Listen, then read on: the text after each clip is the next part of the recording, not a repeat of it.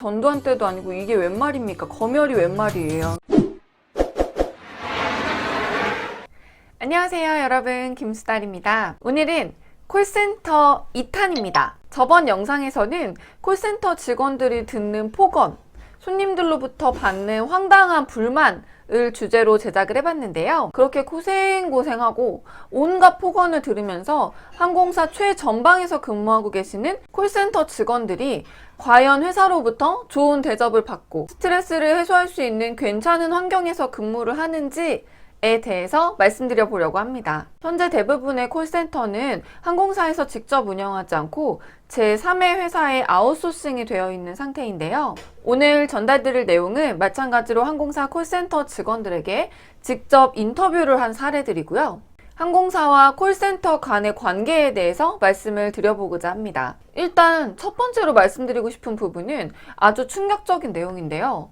저도 이 얘기를 듣고 너무 충격을 받았어요. 어떻게 이렇게 일할 수 있지?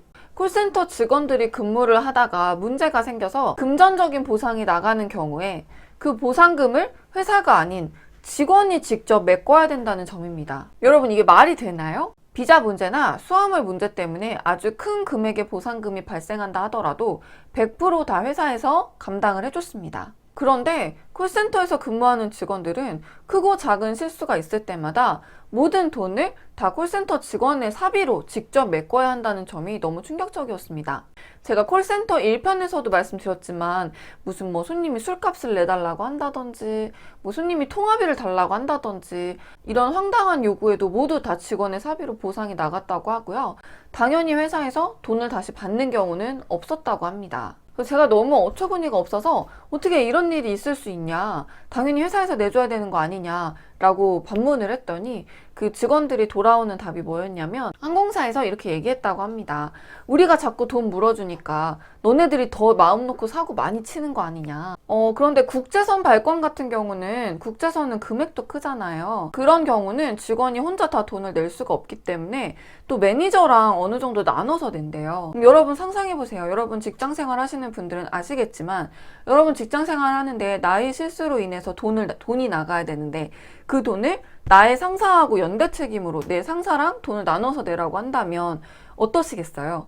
그날부터 아마 가시방석에 앉아서 근무하시는 기분이 들 것 같아요. 이런 식으로 악순환이 계속되면 오히려 업무 능률이 떨어지지 않나 싶습니다. 그리고 이 두 번째 항목도 저는 너무 충격적이었는데요. 그 콜센터 직원이 어떤 업무적인 이유 때문에 항공사에 전화를 해서 확인을 해야 되는 상황이 있을 수 있잖아요.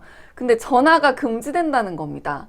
세상에 항공사가 뭐라고 전화 받으면 안 되나요? 저는 항공사에서 근무했지만 이런 규정이 있을 거라고는 상상하지 못했어요. 근데 생각해보면 저도 근무할 때 콜센터에서 전화를 받은 적이 한 번도 없었던 것 같아요. 콜센터 직원들도 많은 규정을 알고 계시고 또 새로 업데이트 되는 거에 대해서도 공부를 하고 계시겠지만 항공사에서 뭔가 새로 만드는 규정이나 새로 내려가는 공지 같은 경우는 콜센터에서도 당연히 헷갈릴 수 있잖아요. 손님한테 잘못된 인포메이션이 나가느니 차라리 항공사에 전화를 해서 이게 맞냐라고 확인을 하고 명확하게 한 다음에 손님한테도 제대로 된 인포메이션이 나가고 직원들 사이에서도 전파 교육을 할 수 있지 않을까 싶은데요. 콜센터에서 항공사에 전화를 하게 되면 무려 혼이 난다고 합니다. 네, 그럼 메일은 어떨까요?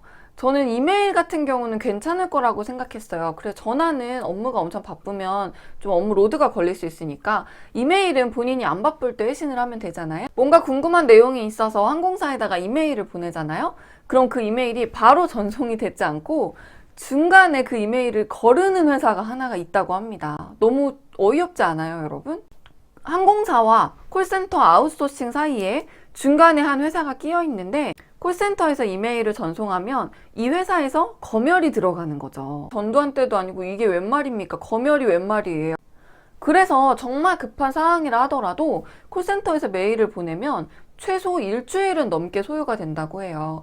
왜냐면 메일을 보내면 중간에 검열하고 그럼 이 직원이 또 다시 돌려보내고 그럼 틀린 점 수정해서 또 보내면 또 검열해서 항공사에 전달이 되고 그럼 항공사 직원이 보고 회신을 해주기 때문이죠. 항공사에 메일 보내는 게 무슨 옛날에 임금님한테 상소 올리는 것도 아니고 이렇게까지 할 필요가 있나 싶습니다. 콜센터는 아웃소싱 업체이기 때문에 항공사로부터 매년 평가를 받는다고 합니다. 이 평가 내용에는 직원들이 불만을 받은 것이나 아니면 콜수를 얼마나 받았는지, 또 뭐 실수가 있었는지, 기타 등등이 있을 텐데요. 제가 1편 영상을 올렸을 때 많은 분들이 너무 답답하다, 강하게 나가면 되는 거 아니냐 라고 말씀을 해주셨는데요. 저도 그렇게 생각했습니다. 근데 현실은 그렇지가 않았어요. 만약에 콜센터 직원이 손님한테 강하게 얘기를 해서 그 손님이 항공사로 불만 레터를 접수하시는 경우, 콜센터 측의 잘못으로 불만이 잡히게 됩니다. 손님이 욕을 하든 헛소리를 하든 간에 직원은 손님으로부터 불만을 받지 않기 위해서 최대한 둥글둥글하게 해결할 수밖에 없는 거죠. 그래서 손님이 술값 달라고 하면 술값 빌려주고, 통화비 달라고 해도 통화비 줘야 되고, 이런 답답한 상황이 있을 수밖에 없는 겁니다.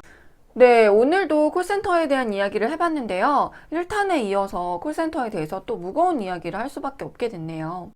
저도 항공사 직원으로서 콜센터 직원들의 환경이나 애환을 들으면서 참 마음이 아프기도 하고, 또 한편으로 좀 죄책감도 느끼고 하기도 했는데요. 손님의 많은 불만과 싸우면서 힘들게 일하고 계신 콜센터 직원분들의 업무 개선을 위해서 항공사에서도 한 가족이라고 생각하고 함께 즐겁게 일하는 환경이 되었으면 하고 바라봅니다. 오늘 영상 재밌게 보셨다면 구독, 좋아요 꼭 눌러주세요. 감사합니다. 안녕.